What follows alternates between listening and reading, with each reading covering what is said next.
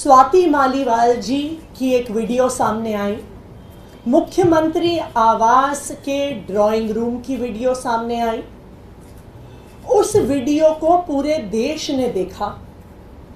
उस वीडियो में स्वाति मालीवाल जी साफ साफ कह रही हैं कि मैंने 112 कॉल कर दिया है और पुलिस आने वाली है। तो उनके अपने शब्दों से ये स्पष्ट है कि जिस समय का वो वीडियो है वो उस समय के बाद का है जहां पर वो क्लेम कर रही हैं कि उनके ऊपर हमला हुआ। लेकिन उस वीडियो को देखकर साफ साफ नजर आ रहा है कि स्वाति मालीवाल जी के ना कपड़े फटे हुए हैं, ना स्वाति मालीवाल जी दर्द से कराह रही हैं, ना स्वाति मालीवाल जी के सर पे चोट लगी हुई है। जो सारी बातें स्वाति मालीवाल जी ने अपनी शिकायत में कही हैं, जो स्वाति मालीवाल जी ने एफआईआर में दर्ज करवाई। अगर आप सब ने ये एफआईआर देखी है जो स्वाति मालीवाल जी ने फाइल करी है, उसमें वो ये कहती हैं कि मुझ पर इतना हमला हुआ कि मैं चल नहीं पा रही थी, कि मैं बेहोशी की हालत में थी, कि मैं बैठ गई, कि मैं लंगड़ा लंगड़ा के चल रही थी, मैं दर्द से कराह रही थी। ये सब स्वाति मालीवाल जी ने अपनी शिकायत में लिखा।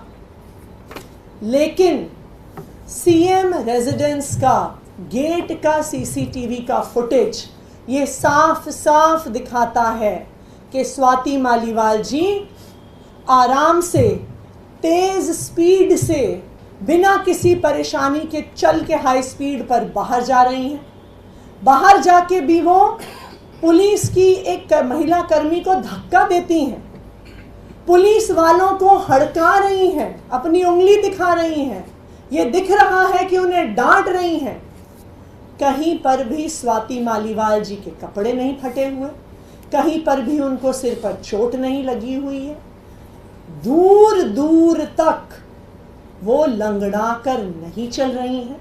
जब से ये वीडियो सामने आए हैं, जब से ये षड्यंत्र सामने आया है, कई लोग हमसे पूछ रहे हैं कि आप कह रहे हैं ये भारतीय जनता पार्टी का षड्यंत्र है।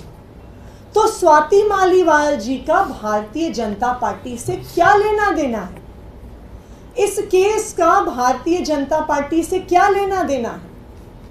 तो आज मैं इस पूरे मामले का स्वाति मालीवाल जी का और भारतीय जनता पार्टी का क्या लेना देना है, इसके तार आपस में कैसे जुड़े हुए हैं, इस तार जुड़ने का क्या प्रमाण है, मैं आपके सामने रख रही हूं। नंबर 1, आप सब जानते हैं कि ये भारतीय जनता पार्टी का फॉर्मूला है, एक स्टैंडर्ड ऑपरेटिंग प्रोसीजर है कि वो विपक्ष के नेताओं पर ईडी के केस करते हैं, सीबीआई के केस करते हैं, पुलिस के केस करते हैं, इकोनॉमिक ऑफेंसेस विंग के केस करते हैं, एंटी करप्शन ब्यूरो के केस करते हैं और उस केस के आधार पर धमकियां देकर, स्क्रू टाइट करके उन नेताओं को या तो ब्लैकमेल करते हैं या भारतीय जनता पार्टी में लेके आते हैं।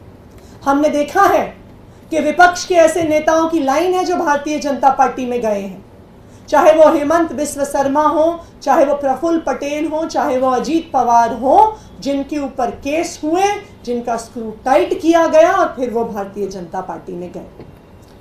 उसी तरह से स्वाति मालीवाल जी पर भी भारतीय जनता पार्टी की एंटी करप्शन ब्यूरो ने एक केस किया हुआ था। ये case Delhi commission for women में illegal recruitment of contractual employees के बारे में केस था। ये केस कई सालों से चल रहा है। इसमें एफआईआर हो गई है, इसमें चार्जशीट हो गई है और अब इस केस में सजा का, कन्विक्शन का समय पास आ रहा है।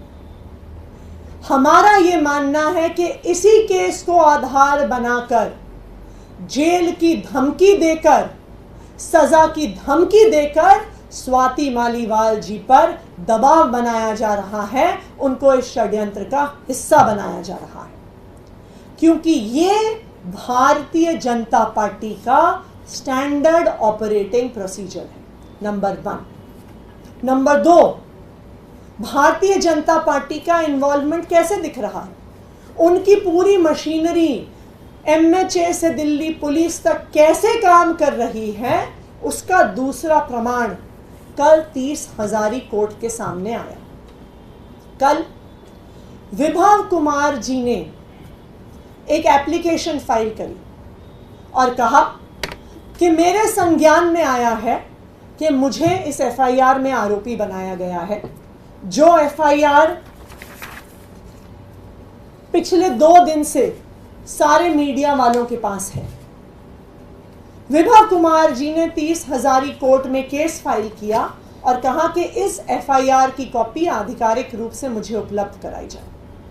कल दिन भर कोर्ट मांगता रहा, 30 हजारी के कोर्ट में केस चल रहा था, कोर्ट दिन भर दिल्ली पुलिस से मांगता रहा कि भाई FIR की कॉपी दो, FIR की कॉपी दो। कल शाम को थक हार कर जब FIR नहीं आई तो 30 हजारी के कोर्ट ने ऑर्डर किया कि आज सुबह दिल्ली पुलिस FIR की कॉपी लेके 30 हजारी कोर्ट में हाजिर हो। और अब आप देखिए कि आज सुबह दिल्ली पुलिस कोर्ट में एक जवाब देती है, जो हम आपसे शेयर करेंगे, कि ये FIR बहुत सेंसिटिव है, इसलिए इस FIR को हम कोर्ट में जमा नहीं कर सकते, हम आरोपी को नहीं दे सकते।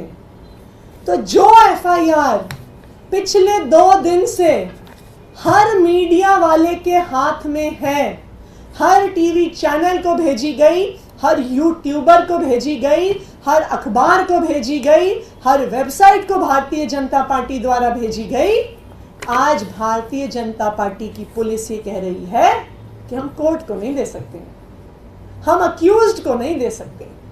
ये क्या दिखा रहा है कि ये भारतीय जनता पार्टी की साजिश SHO सिविल लाइन से नहीं चल रही है, ये साजिश कमिश्नर पुलिस से नहीं चल रही है, ये साजिश सीधा MHA से और होम मिनिस्ट्री से चल रही है। इस केस को सीधा भारतीय जनता पार्टी के हाईएस्ट लेवल से मॉनिटर किया जा रहा है, चाहे वो उस केस को मीडिया में चलाना हो और चाहे ये कहना हो कि हम आरोपी को FIR नहीं देंगे। नंबर 3, विभव कुमार जी ने 24 घंटे पहले एक दिल्ली पुलिस में एक काउंटर कंप्लेंट दर्ज करी। अभी तक विभव कुमार जी की कंप्लेंट के आधार पर दिल्ली पुलिस ने FIR दर्ज नहीं करी। ऐसा कैसे हो गया कि स्वाति मालीवाल जी का जब मुद्दा सामने आता है तो पुलिस वाले खुद उनके घर पहुंच जाते हैं, भारी संख्या में पहुंच जाते हैं, 4-4 घंटे तक उनके यहाँ रहते हैं, 1 घंटे के अंदर FIR फाइल कर देते हैं, 2 घंटे के अंदर मीडिया पे चलवा देते हैं। लेकिन जब विभव कुमार जी कंप्लेंट फाइल करते हैं, ट्रेसपासिंग की कंप्लेंट फाइल करते हैं, सिक्योरिटी ब्रीच की कंप्लेंट फाइल करते हैं, सरकारी अफसरों पर किस तरह से उनको काम करने से रोका गया, उनके साथ धक्का मुक्की हुई, उसकी कंप्लेंट फाइल करते हैं, तो दिल्ली पुलिस चुप है। दिल्ली पुलिस उस पर FIR नहीं कर रही है, दिल्ली पुलिस उस पर जवाब तक नहीं दे रही है। क्यों नहीं दे रही है? क्योंकि दिल्ली पुलिस इस केस पे इन्वेस्टिगेशन नहीं कर रही है। दिल्ली पुलिस सिर्फ और सिर्फ भारतीय जनता पार्टी का एक हथियार बनकर चुनाव से पहले अरविंद केजरीवाल जी पर हमला कर रही है। ये है इस पूरे केस की सच्चाई।